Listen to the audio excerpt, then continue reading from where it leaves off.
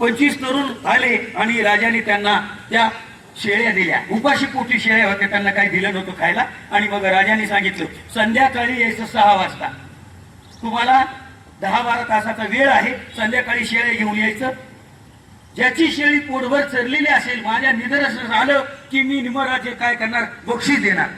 मग काय, हे तरुण होते, अज्ञान होतं ना त्यांचं, मन हे कसं चंचल हे सांगतोय. त्यांनी घेऊन गेल्या शेळ्या.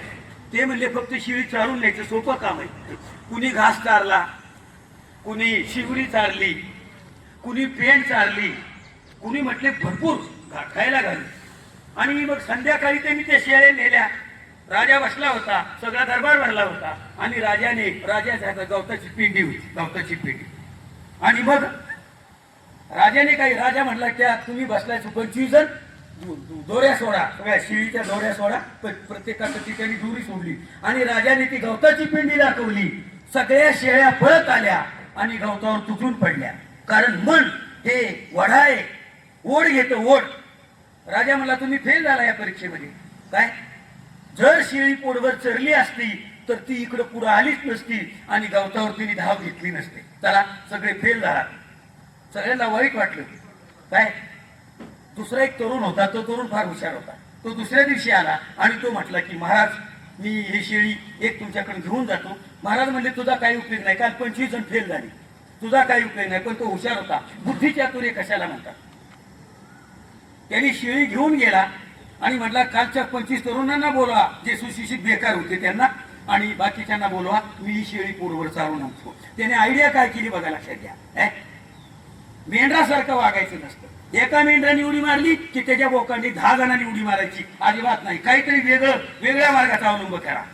त्या तरुणाने राजाकुल शेळी नेली सकाळी, आणि त्यांनी शेळी नेली आणि त्यांनी बाकीच्या बावाटासारखी चारली नाही, पेंड चारली नाही, शिवरी चारली नाही, घास चारला नाही.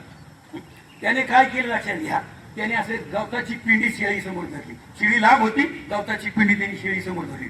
शेळी पळत यायची काय खाण्यासाठी, बोला ना, गवत खाण्यासाठी शेळी पळत यायची. शेळी पळत आली की तो फटका मारायचा, इकून एक फटका फाडकन, तिकून एक फटका फाटकन. पुन्हा शेळी 10-15 मिनिट इकडे तिकडे पाहायची आणि परत पळत यायची. थोबाड सुजलं ना शेळीचं सगळं, हनुमान झाला. तोंडाचा काय झाला, हनुमान झाला. आणि मग ज्यावेळेला 5-25 फटके खाल्ले त्यावेळेला राजा तिला, तो पोरगा आहे, पोरगा म्हणायचा हे बघ ही पिंडी आहे, पळत ये. बोलवली तरी येत नव्हती.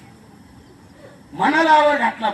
मन हे असं काबूत ठेवावं लागतं. आणि मग काय, त्याने ती शेळी संध्याकाळी राजाकडे नेली. आणि राजाकडे नेल्यानंतर काय, राजाला वाटलं की शेळी पळती. त्याने काय केलं, राजाने पिंडी दाखवली. शेळी लांब होती, राजा पिंडी दाखवत होता. ये म्हणायचा, ये ये ये म्हणायचा. शेळीने जागा सोडली नाही, एकाग्र चित्त, जागा सोडली नाही. मनाला असं एकाग्र करावं लागतं. त्याचे उपाय आहेत. म्हणून योग कशासाठी आहे, मनाच्या एकाग्रतेसाठी योग आहे. मनाची एकाग्रता. आणि मन हे चंचल, मन हे काय आहे, चंचल आहे. आणि चंचल मनाला आपल्याला नियंत्रित करण्यासाठी आपल्याला योगाची गरज आहे. एक सांगितलं, मन चंचल आहे, त्याला काबूत कसं ठेवायचं हे पण मी सांगितलं. आणि हे मनाची एकाग्रता किती महत्वाची आहे. तुम्ही कुठलाही अभ्यास करा, UPSC असेल, MP असेल, कुठलाही अभ्यास, मनाची एकाग्रता लागते. काय, मन जागेवर लागतं. नाही तो मन येतो, तुम्ही अभ्यास करत बसलाय आणि मन बाजारात फिरून येतो आंबे खाऊन, त्याचा काही उपयोग नाही. मनाची एकाग्रता महत्वाची आहे. आणि मनाची एकाग्रता जर झाली तरच तुम्ही तुमचं ध्येय साध्य करू शकता, अन्यथा ध्येय साध्य करू शकत नाही. मनाची एकाग्रता कशी महत्वाची, साधना म्हणजे काय, साधना म्हणजे 2 मनाचे प्रकार आहेत, अंतर्मन आणि बहिर्मन. अंतर्मन काबूत ठेवणं फार महत्वाचं आहे. बहिर्मन कुणी पण काबूत ठेवेल, पण अंतर्मन जे आहे ते काबूत ठेवणं महत्वाचं असतं. आणि ज्या वेळेला माणूस एकाग्र होतो त्यावेळेला सगळं बाहेरची दुनिया तो विसरतो आणि तो आपल्यामध्ये तल्लीन होतो. कशासाठी हे कशामुळे साध्य होतं, योगामुळे साध्य होतं. मनाची साधना कशी असते, आणि मग मनाची साधना, मनाची एकाग्रता ज्ञानी माणसाला कळते, पण अज्ञानी माणसाला कळत नाही. अज्ञानी माणसाला काही कळत नाही ना. मग मनाची एकाग्रता कशी, मन तल्लीन कसं करायचं, आपल्यामधला परमेश्वर कसा शोधायचा, किंवा आपल्यातल्या चैतन्याचा शोध कसा घ्यायचा, याबद्दल सांगतो. लक्षात घ्या, एका माणूस चालला होता आणि तो साधू होता. तो आपला रस्त्याने चालला होता. रस्त्याने जात असताना एक 10-12 शेतकरी कणसं वाजत बसले होते. कशाची, मकीची. माता माहिती ना, मकीची कणसं वाजत बसले होते, हे शेतकरी आणखी वाजत होते, पण बिचारी प्रामाणिक होते. ते महाराज चालले होते आणि मग त्यांनी म्हटले ओ महाराज या या या कणस खायला या, मकीची कणस खायला त्यांनी बोलवलं महाराजांना. महाराजांना बोलवल्यानंतर काय की 10-12 कणस चांगली आपली पेटली होती.